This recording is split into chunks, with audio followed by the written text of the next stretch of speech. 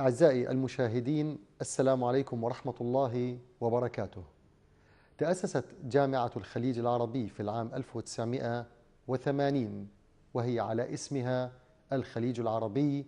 جاءت مجسدة للوحدة الخليجية على صعيد التعليم والدراسة الأكاديمية. مقر هذه الجامعة المنامة في مملكة البحرين، ويرأسها حالياً دكتور سعودي هو الدكتور خالد العوهلي. الدكتور خالد العوهلي من مواليد الرياض العام 1958. حصل على شهادة البكالوريوس في الهندسة المعمارية من جامعة الملك سعود بالرياض في العام 1980، ثم حصل على الماجستير في التصميم الحضري من جامعة هارفارد في الولايات المتحدة في العام 1984، قبل أن يحصل بعد ذلك على شهادة الدكتوراه في التخطيط والتنمية من جامعة بيركلي في كاليفورنيا في العام 1992.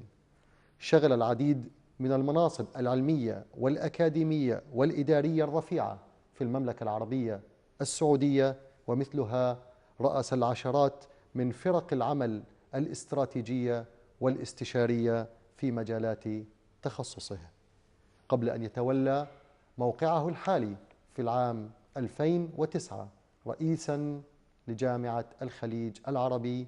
باسمكم أعزائي المشاهدين أرحب بالدكتور خالد في هذا اللقاء. أهلا بك دكتور خالد في الحوار مع قناة الإخبارية وهذا اللقاء الخاص.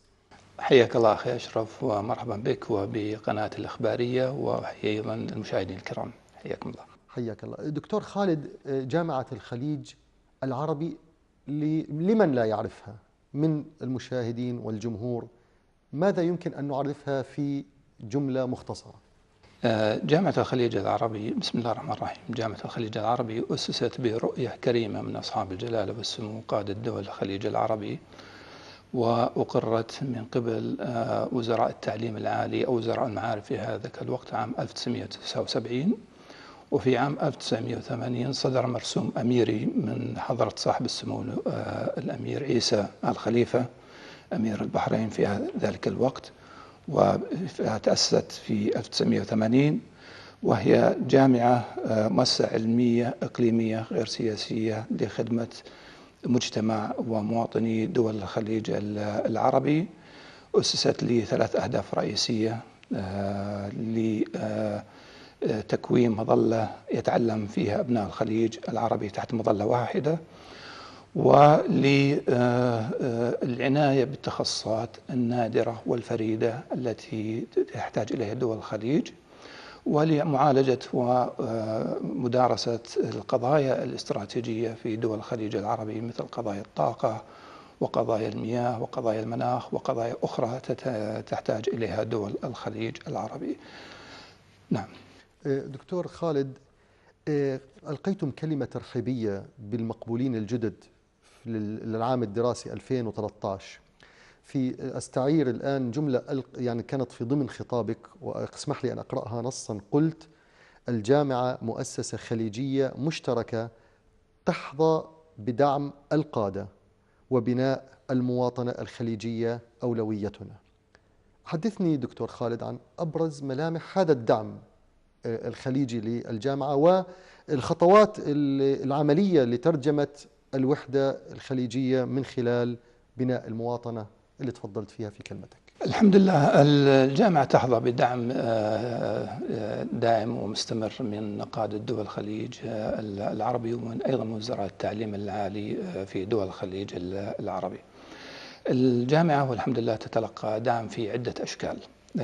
أولها دعم ميزانية الجامعة بمبلغ 83 مليون ريال سعودي لدورة الميزانية التي مدتها سنتين، تبدأ في إبريل، في بداية إبريل. إضافة إلى هذا، الجامعة تلقت الدعم الكثير، وأهمها اللي هو الدعم اللي تلقته الجامعة من خادم الحرمين الشريفين الملك عبد الله بن عبد العزيز آل سعود لبناء مدينة طبية تتبع لجامعة الخليج العربي لخدمة شعب مملكة البحرين الشقيق ومجتمع الخليج العربي. وسانده وأزر بذلك أخي حضرة صاحب الجلالة الملك حمد بن عيسى الخليفة، عندما أيضا تبرع بأرض وهبها للجامعة بمساحة 1,000,000 متر مربع لبناء المدينة الطبية. إضافة إلى ذلك الدعم اللي تلقى الجامعة هو على أشكال كراسي بحثية بأسماء أصحاب الجلالة والسمو قادة دول الخليج العربي. هناك كرسي باسم حضرة المغفور له بإذن الله الملك فهد بن عبد العزيز، الشيخ زايد النهيان، الشيخ جابر الأحمد الصباح، وآخرها كان أيضا الكرسي باسم حضرة صاحب الجلالة الملك حمد بن عيسى الخليفة في التعليم الإلكتروني. ولكن أيضا هناك دعم ليس في الأيام اليسر ولكن في أيام العسر. فالدعم اللي تلقته الجامعة من دول الخليج أثناء الضائقة المالية التي مرت بها الجامعة في منتصف التسعينات ميلادية، والتي بناء عليه كادت أن تغلق الجامعة وتختفي، ولكن الحمد لله هذا لم يحصل، وأنقذت بعناية الله ورعايته أولا وآخرا، ثم برسالة شفهية من المغفور له بإذن الله الملك فهد بن عبد العزيز حملت إلى مجلس أمناء الجامعة، وفحوى الرسالة بالنص: جامعة الخليج العربي وجدت لتبقى. وأزر بذلك دولة الكويت وأيضا الإمارات في هذا المجال. فالحمد لله الجامعة تتلقى يعني كثير من الدعم وتواصل تلقي هذا الدعم من دول الخليج العربية. يعني اسمح لي الدكتور، أنا إذا كنت فهمت من إجابتك اللي تفضلت فيها الرقم صحيح، 83 مليون ريال موزعة على سنتين. نعم. يعني من متابعتنا، وأنا لست رجل متخصص في الشأن الأكاديمي، ولكن مما نقرأ أحيانا من ميزانيات الجامعات وما ينفق على مسائل البحث العلمي، ألا تشاركني الرأي أنه يعني المبلغ يكاد يكون يعني متواضع قياسا إلى حجم الإنفاق والطموح المأمول من الجامعة؟ لوضع الأمور بشكل واضح، فعلا هو الجامعة تتلقى 83 مليون ريال سعودي كل سنتين لدورة الميزانية، ونحن على أعتاب نهاية ميزانية حالية وبداية ميزانية قادمة إن شاء الله تعالى. لكن أيضا الجامعة يعني تمول ميزانيتها من الرسوم الدراسية، وتبلغ ميزانية الجامعة في حدود 200 مليون ريال، 83 مليون جاية من الدعم الحكومي أو دعم دول الخليج. لكن بغض النظر على يعني الميزانية ميزانية الجامعة اللي تصل إلى حدود 200 مليون ريال سعودي لا تقارن بكثير من الجامعات الخليجية. أتمنى من خلال هذا البرنامج أن تصل هذه الرسالة لأصحاب الجلالة والسمو وأصحاب وصانع القرار في دول الخليج، أن تساوى فعلا جامعة الخليج العربي بأخواتها الجامعات الخليجية الأخرى الوطنية في كل دولة، لفعلا ترفع الجامعة من قدراتها ومن إنجازاتها. ولو أنه الحمد لله يعني الجامعة بهذه الميزانية الصغيرة أنجزت الكثير والكثير، ووضعت الجامعة تحت يعني قيود وشروط لتنجز بأقل الموجود للجامعة. نعم. انتقل لموضوع آخر دكتور خالد، وأتمنى أن أحظى أيضا بإجابة مختصرة وواضحة. الجامعات بشكل عام تتفاوت في مستوياتها ومستويات مخرجاتها العلمية والأكاديمية. كيف ترى مستوى الخريج جامعة الخليج العربي مقارنة بسائر الدول سواء العربية أو العالمية؟ الحمد لله عموما يعني الجامعة في الخليج العربي جميعها مستوياتها عالية، وكثير منها حقق يعني سبق في كثير من المجالات. جامعة الخليج العربي لا تقل، بل في كثير من الأحيان الحمد لله أنجزت الكثير، وخريجيها خصوصا من كلية الطب يشار إليهم بالبنان، فهم هناك منهم الاستشاريين ومنهم صانعي القرار وكلاء وزارات، ومن خريجي الجامعة من وصل إلى سدة القيادة في الوزارات فأصبح منهم وزراء والحمد لله. ولكن الأهم من الناحية المهنية، خريج جامعة الخليج العربي الحقيقة منهم الاستشاريين ومنهم الخبراء اللي يشاركون دوليا الآن في كثير من المحافل. دكتور، هناك فجوة عددية ما بين العرض والطلب فيما يتعلق تحديدا بتخصص طب العائلة. السوق يحتاج إلى هذا التخصص بشكل كبير، ومخرجاته في منطقة الخليج من الأطباء قليلة. هل نجحتم في جامعة الخليج في تقليص هذه الفجوة العددية لو سمحت؟ نحن نساهم مع بقية كلية الطب في دول الخليج العربي، والحقيقة من 3 سنوات بدأنا في رفع الطاقة الاستيعابية للجامعة. كانت في 2009 في حدود ال 150 طالب أو 120 طالب، ثم رفعنا إلى 150، والآن وصلنا إلى 170، وسنصل بإذن الله تعالى خلال 3 سنوات إلى 200 طالب نستقبلهم سنويا في كلية الطب، لمحاولة سد هذه الفجوة التي تحتاجها الدول الخليج العربية. نعم، والحقيقة وجود المدينة الطبية، مدينة الملك عبد الله الطبية، سوف يساعدنا كثير في تحقيق ما نصبو إليه من زيادة الأعداد. دكتور، يهمني كثيرا مسألة الهيئة التدريسية. يعني الهيئة، أنت تعلم هذا علم، وهذا في مجال إذا لم تسبق ولم تواكب سرعة العصر والإيقاع وما يضخ يوميا من علوم وبحوث ماذا عن الاهتمام بتطوير مستوى الدكتور والمحاضر فيما يتعلق في مهارات وفنون التدريس وآخر ما تتوصل إليه العلوم في مجالاتهم؟ نعم، التطوير طبعا بعد ما يجينا عضو التدريس هو يكون حصل على شهادة الدكتوراه وله تجربة، ولكن أيضا نحاول نواصل التطوير بالنسبة لعضو التدريس في عدد من المجالات، من أهمها دفعه وتحفيزه على الإنتاج والبحث العلمي. الحمد لله الجامعة في 2012 أنتجت 131 بحث علمي، من بينها 87 بحث هذه منشور في مجلات محكمة.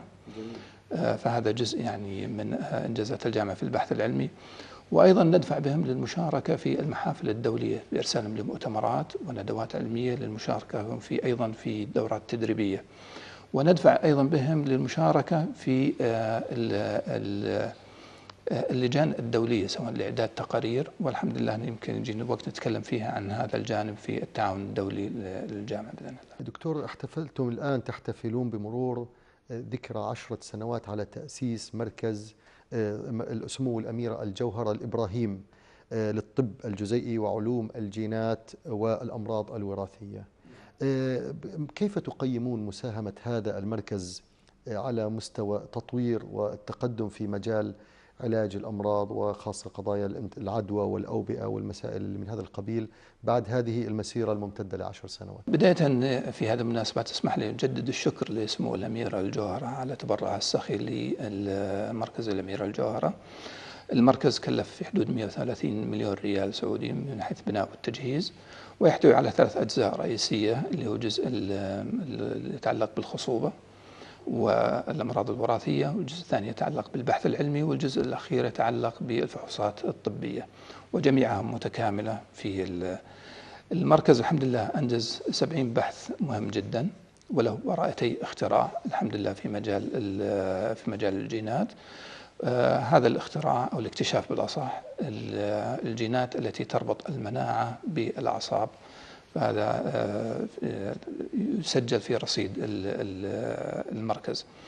المركز قدم خدمات الحمد لله، يقدم خدمات المستشفيات الحكومية هنا في مجال الفحوصات الطبية، مستشفى الملك حمد، المستشفى العسكرية، مستشفى السلمانية، وأيضا يقدم رعاية طبية لمن لديهم صعوبة في الإنجاب، سواء بسبب أمراض وراثية أو بسبب العقم، فهذا الحقيقة يقدم خدمة كبيرة في هذا المجال. وقعتم أيضا مطلع هذا العام اتفاقية شراكة وتعاون مع شركة يابانية SBI إذا نعم، وبموجب هذه الشراكة والاتفاقية يسمح لهذه الشركة بإجراء تجارب إكلينيكية ودوائية على مركبات جديدة فيما يتعلق بمرض السكري. أنا للوهلة الأولى عندما قرأت هذا الخبر قلت هل ستتحول الجامعة المواطن الخليجي إلى حالة أو إلى شخص تجرى عليه تجارب دوائية؟ طبعا بالتأكيد ليس هذا أكيد المقصود، لكن أريد أن تطمئن أنه هذا الشيء لن يكون له أي مردود سلبي فيما يتعلق في التجربة. ثم عن آفاق هذا التعاون، حقيقة شيء جميل أن نسمع أن شركة يابانية متخصصة في الصناعة الدوائية توقع مثل هذا العقد مع الجامعة الخليج العربي. الحقيقة خلينا أبدأ أطمنك أنه لن يكون المواطن الخليجي عينة يجرى عليها تجارب. ولكن أشير إلى أنه الطريقة التي تمت فيها العملية، اختيار جامعة الخليج العربي لم يكن يعني مجازفة، وإنما جاء بعد تمحيص وتدقيق من الشركة SPI، وهي شركة رائدة عملاقة يابانية لها عدد من التخصصات، أحدها التخصصات الصيدلانية. فأجرت بحث على الجامعات الخليجية من حيث القدرات والمهارات، ووجدت أن جامعة الخليج العربي إن لم تكن الأفضل فهي من أفضل الجامعات في الخليج العربي لإجراء هذه الدراسة. فالحمد لله هذا يعني إثبات بجدارة الجامعة وقدراتها وطاقاتها، وهي مثال للمواطن الخليجي والجامعات الخليجية الحقيقة بجدارتها. المشروع هو إجراء الحقيقة، اسمح لي أرجع، الجامعة تفاعلت مع الموضوع لأنه يعالج قضية استراتيجية صحية بالنسبة للدول الخليج. أنت عارف الأمراض السائدة في الخليج هي 4 أمراض رئيسية، اللي هي السمنة والسكري وأمراض القلب والشرايين هذه.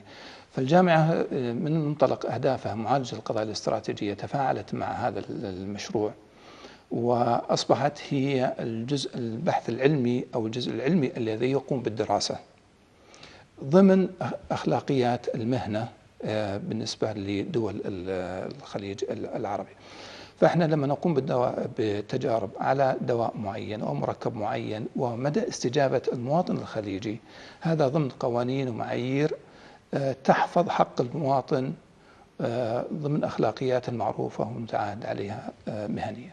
جميل، يعني بس نطمن انه ما في شيء بيحوشنا بالتجارب. ان شاء الله انه بيكون في فائده كبيره للمواطن الخليجي من خلال هذا المشروع، وان شاء الله انها تكون ايضا باكوره وفاتحه ايضا خير لمشاريع اخرى مستقبليا لمعالجه الامراض السائله الاخرى، السمنه وامراض القلب. دكتور خالد، في منتصف العام الماضي 2012 وجهتم الى تبني الجامعه الاكاديميه العالم العربي للعلماء الشباب Arab Ways، ومنح الأكاديمية لها مقر دائم في جامعة الخليج العربي.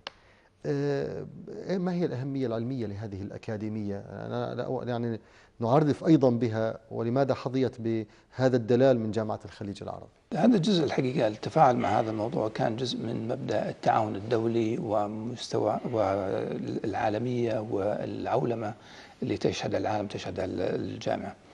المنظمة هي منظمة دولية الحقيقة وليست منظمة عربية، تدعمها وتقوم عليها منظمة اليونسكو، وبدعم من جميع الدول المساهمة في اليونسكو، الأعضاء في اليونسكو. جزء منها فرع يتعلق بالعالم العربي، فرأينا أنه يعني استقطاب هذه الجامعة لدعم العلماء الشباب ممن تخرجوا من مرحلة الماجستير أو الدكتوراه ويقل سنهم عن 45 عام، لمحاولة دعمهم بالقدرات والمهارات وتنمية القدرات، وأيضا الدعم المالي لإجراء البحوثات والدراسات التي تؤهلهم للانتقال من مستوى إلى مستوى أعلى.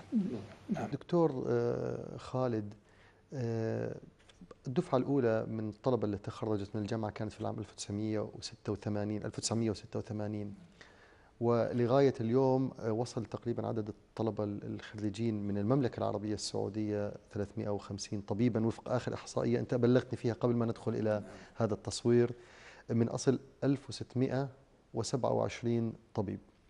أنا عندي أيضا أرقام كثيرة حقيقة لا أريد أن أستهلكها، ولعل يعني أترك لك المجال في ذلك، لكن أنا عندي ما يقول أن الطلبة السعوديين الدارسين حصلوا على نصيب الأسد في مسابقة جائزة التميز التكنولوجي في التعليم في الدورة الثالثة التي أقامتها وزارة التربية والتعليم البحرينية.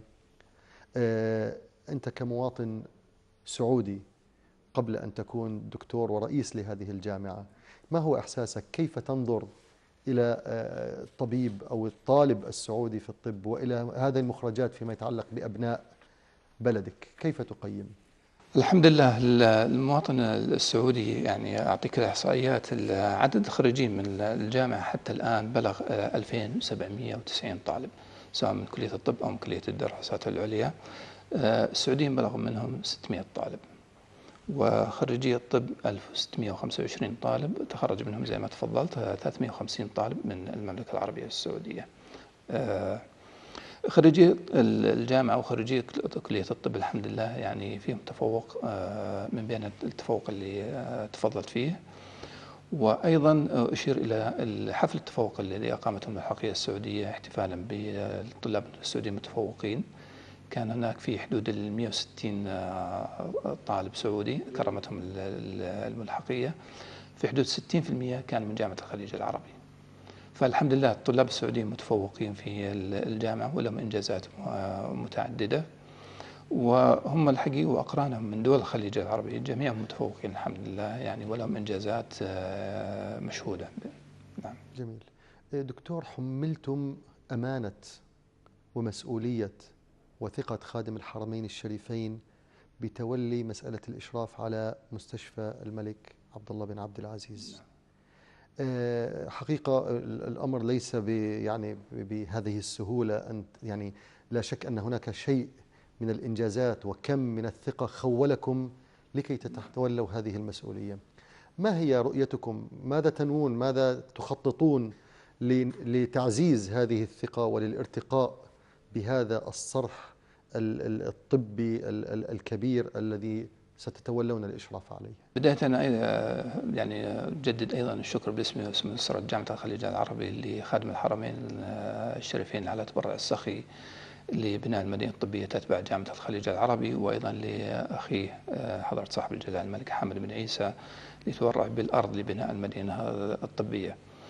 الحقيقة المشروع هو في ذاته ثقة في جامعة الخليج العربي كمؤسسة علمية متميزة، وثقة أيضا بالمشروع الخليجي اللي هو جامعة الخليج العربي، مشروع مشترك بين دول الخليج، وهو ربما المشروع المشترك الوحيد القائم حتى الآن.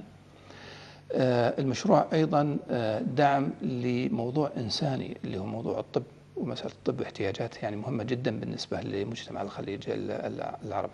زي ما تفضلت قبل قليل هناك يعني في فجوة لابد من إغلاقها في الاحتياجات الطبية.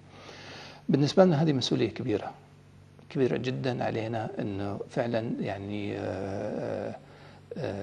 نحقق رؤية خادم الحرمين الشريفين في بناء مدينة طبية تخدم شعب مملكة البحرين ودول الخليج العربي.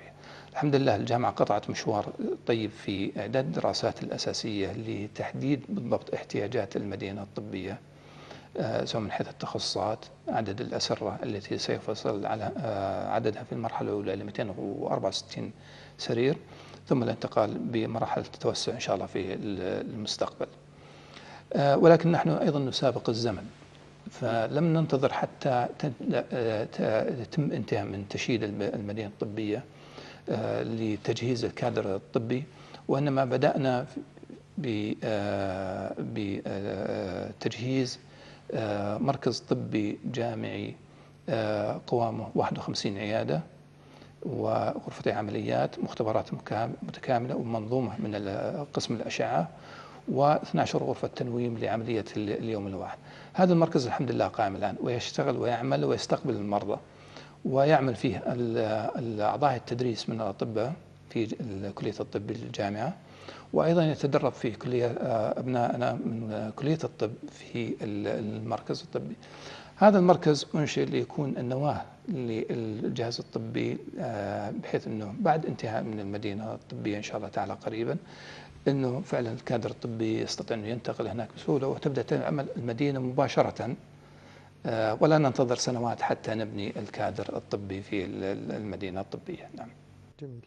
دكتور، كأستاذ وخبير متخصص في التنمية والتخطيط، وأنت أيضا متخصص في استراتيجيات وسياسات فيما يتعلق في الاستشراف العمل والمستقبل، ما هي البصمة التي تطمح أنت شخصيا دكتور خالد العوهلي أن تتركها في جامعة الخليج العربي؟ ماذا تتمنى أن يسجل لك التاريخ ويذكرك زملاؤك ومن سيتقلد هذا المنصب من بعدك فيقولوا هذا ما حققه الدكتور خالد في جامعة الخليج العربي؟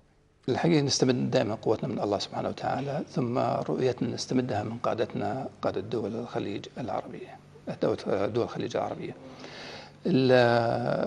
الرؤية هي رؤية خادم الحرمين الشريفين عندما دعا إلى الانتقال بالدول الخليج العربية من مرحلة التعاون لمرحلة التكامل. هذه رسالتنا في جامعة الخليج العربي، أن ننتقل بالجامعة أيضا إلى مستويات أعلى من التكامل. هي نموذج مصغر للاتحاد والتعاون الخليجي. نتمنى أن تؤدي رسالتها الأساسية في استقطاب وتبني التخصصات النادرة لخدمة مجتمع الخليج العربي، ولتقديم الخدمات الاستشارية التي نقوم فيها فعلا يعني الآن لمعالجة ومدارسة القضايا الاستراتيجية، منها قضايا الطاقة وقضايا البيئة وقضايا المياه والتصحر، قضايا الأمراض السائدة. هذه اللي الرؤية بالنسبة ليست لرئيس الجامعة ولكن لأسرة جامعة الخليج العربي. تسمح لي أدخل في الشأن الخاص وأختم هذا اللقاء في أن أسأل الدكتور خالد العوهلي على صعيد طموحه الشخصي. هو الآن إنسان يعمل في مجال ومتخصص في الجانب الأكاديمي والعلمي، ولكن بالتأكيد هو يخطط لنفسه ولمستقبله. ما هي طموحات الشخصية للدكتور خالد العوهلي في أي مجال يرى نفسه في المستقبل؟ طموحاتي الشخصية تتلخص في فعلا خدمة وطني المملكة العربية السعودية وخدمة مجتمع الخليج العربي في أي مجال يراني فيه صاحب القرار أن أخدم فيه. والمكان اللي كرمت فيه وهو مسؤولية كبيرة على عاتقي هو الحقيقة من المراكز والأماكن التي أجد فيها نفسي لخدمة المملكة العربية السعودية وخدمة مجتمع الخليج العربي. دكتور خالد، أنا شخصيا استمتعت في هذا اللقاء معك، أتمنى أن يكون ذات الشعور موجود عندك. شكرا لكم، أنا استمتعت وأشكركم على إتاحة الفرصة هذه للتعبير عن جامعة الخليج العربي وإطلاع المواطن في سواء دول الخليج العربية أو المنطقة العربية على ما هي جامعة الخليج العربي، وأرجو أن يكون وفقت في ذلك إن شاء الله تعالى. أنا وفقت وأنا شاكر لك جدا دكتور خالد العوهلي رئيس جامعة الخليج العربي. وباسمكم أعزائي المشاهدين أتوجه بجزيل الشكر لضيفنا الكريم في هذا اللقاء الخاص. سعدت بالتواصل معكم، وإلى لقاء آخر يجمعني بكم. هذا أشرف المرزوق من مملكة البحرين، نستودعكم الله، والسلام عليكم ورحمة الله وبركاته.